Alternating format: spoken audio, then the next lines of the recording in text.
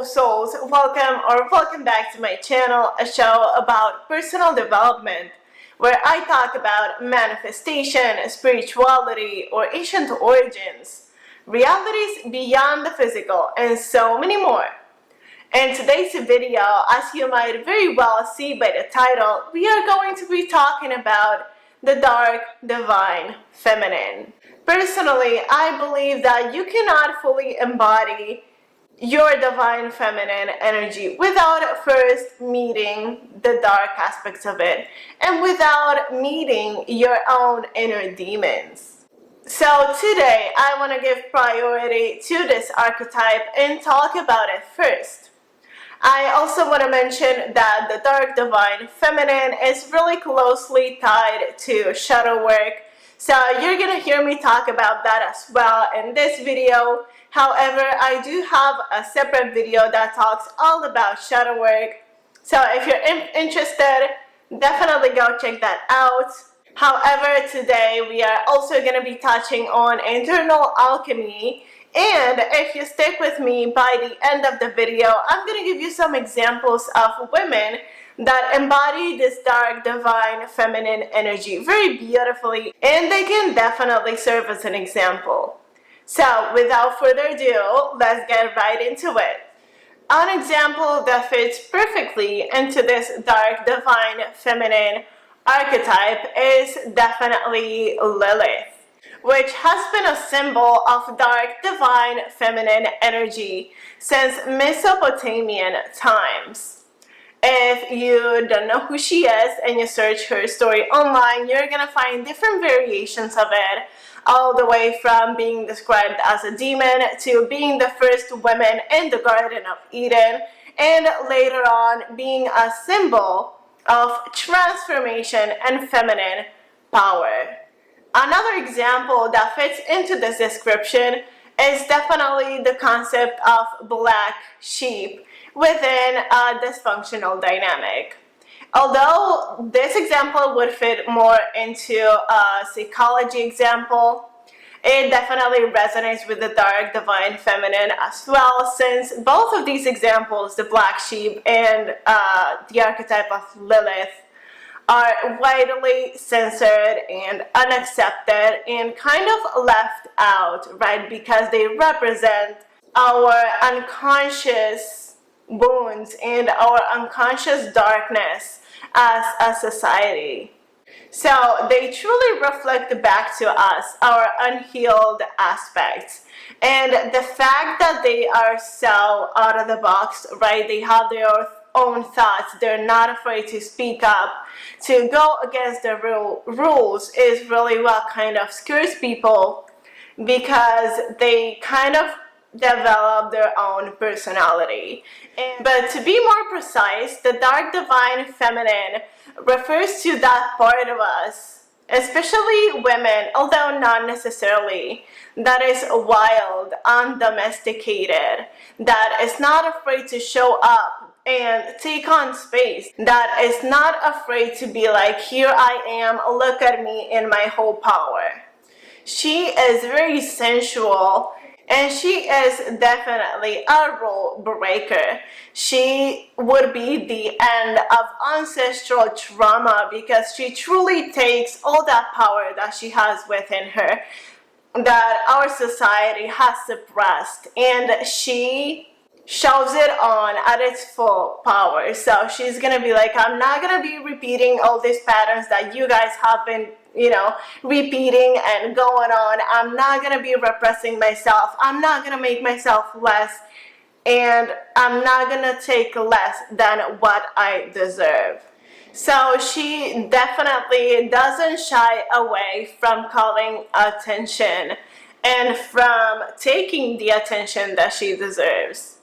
She is very bold and blunt and expresses her ideas clearly and loudly. She wants to make sure everybody knows that she has her own perspective and point of view. As I said before, she, the dark divine feminine, is very sensual.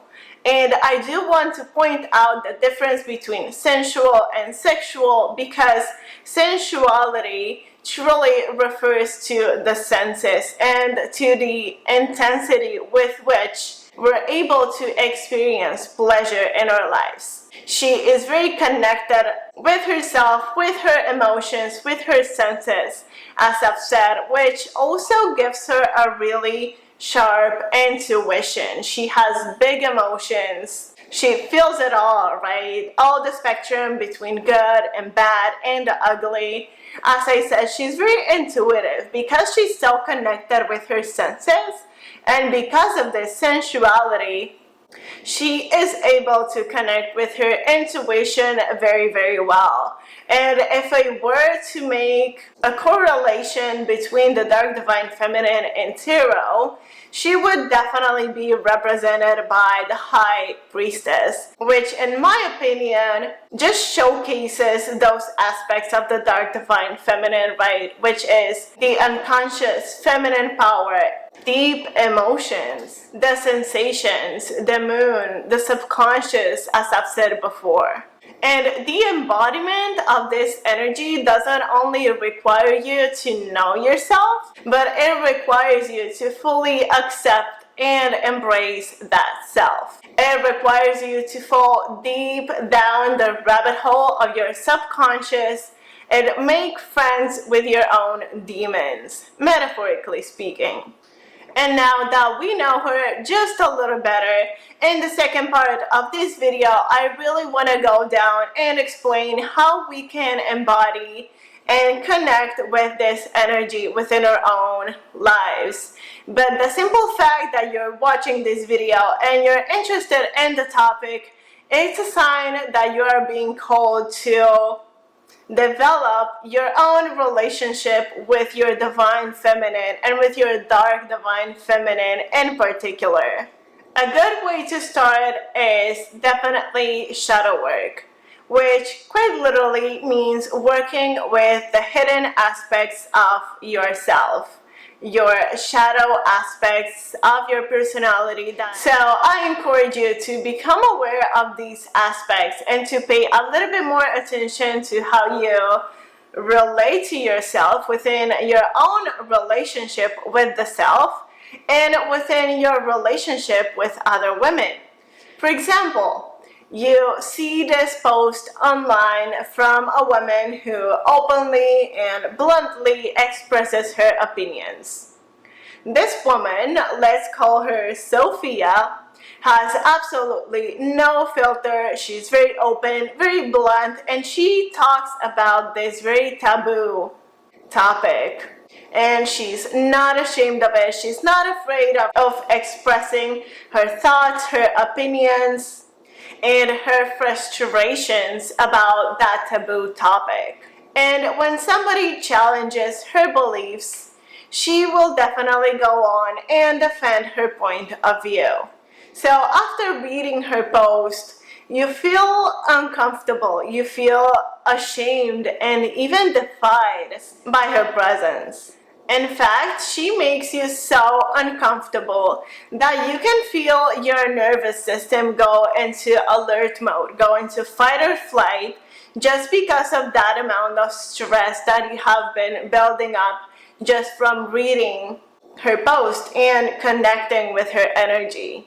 This kind of reaction from your part is a clear sign of rejection, of suppression of your own dark divine feminine. And the fact that you have such a strong response just goes to show how deeply you reject this kind of expression and the dark feminine. For example, the fact that you judge Sophia for her form of expression just goes to show your own internal shame that was triggered by her energy. And your way of judging her is just a way of redirecting your thoughts and your internal shame outwardly, because you have this subconscious need of avoiding accountability. Obviously, this is just one example, but I feel like so many of you are going to resonate with this, because many times in life we are faced with this these situations or these people that make us deeply uncomfortable, that trigger something within us, or that on the opposite end of the spectrum, we are inspired by their freedom. So we really have to take a look at these signs, because they really tell you something about us that we either have to heal within ourselves or that we have to expand. So the more you pay attention to the signs and the more you try to stay conscious while triggered, the more you're going to be able to identify the root cause of your reaction and the beliefs that lay underneath it. And by doing this, and therefore shadow work, you're eventually going to be able to integrate them within your experience, elevate your level of consciousness, and ultimately be closer with your own dark divine feminine. The next topic that I want to talk about is internal alchemy. And to give you a little description, the art of alchemy is a simple change from one form into another. And anything that creates a change is also a form of alchemy. And so for a successful alchemy, we need 3 elements. First, the substance to be transformed. Second, a container to hold the alchemical reaction. And third, energy. In the case of the substance to be transformed, we are talking about a certain perception, belief, or level of consciousness.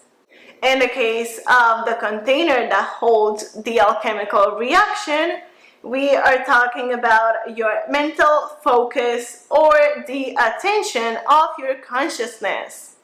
And last but not least, the energy from which you observe and which you want to amplify would be determining the type of energy that you're looking at.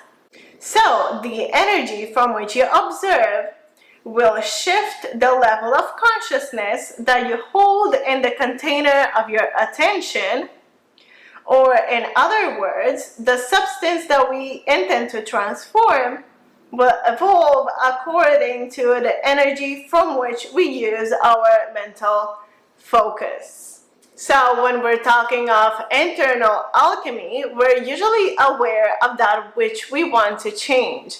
And if we're not, we can become aware of it through shadow work.